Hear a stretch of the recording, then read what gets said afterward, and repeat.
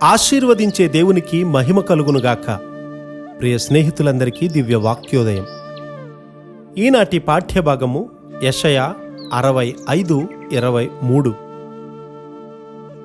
వారు వృధాగా ప్రయాసపడరు, ఆకస్మికముగా కలుగు అపాయమునందుటకై పిల్లలను కనరు. వారు యెహోవా చేత ఆశీర్వదింపబడిన వారగుదురు, వారి సంతానపు వారు వారి యొద్దనే ఉందురు. మనం వృధాగా ప్రయాసపడం అనేది మనకివ్వబడినటువంటి గొప్ప వాగ్దానం. కొంతమంది తమ జీవితమంతా వృధాగా ప్రయాసపడతారు, వారి ప్రయాసంతా వ్యర్థమే.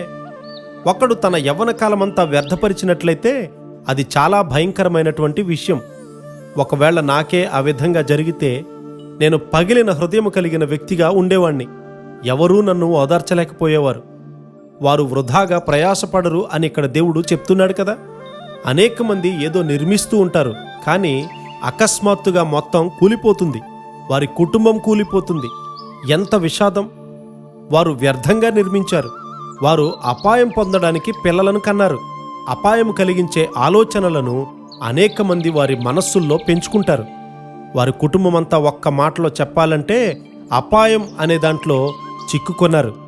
దేవుడు మన ద్వారా క్రియ చేయడం ప్రారంభిస్తే వృధా అంతా కూడా తీసివేయబడుతుంది. మనము ఎంత ఎక్కువగా ఆయన చిత్తాన్ని చేస్తామో, ఎంత ఎక్కువగా ఆయన వాక్యానికి లోబడతామో, అంత ఎక్కువగా మన కార్యాలు స్థిరపరచబడతాయి. నీ సేవకులకు నీ కార్యము కనుపరుచుము అని మోషే గారు ప్రార్థించగలిగాడు కూడా. కీర్తన 90:16. ఆ ప్రార్థనలో లోతును నీవు అర్థం చేసుకున్నావా? మన కలలు వ్యర్థమైనవి, కానీ దేవుడు కార్యము చేస్తే అది పరిపూర్ణమైన కార్యం. మీ అందరి జీవితంలో దేవుడు కార్యము చేసి ఉండవచ్చు. దేవుడే క్రియ జరిగిస్తే అది పరిపూర్ణమైనటువంటి క్రియ. దేవుడు అసంపూర్ణమైనటువంటి క్రియ చేయడు.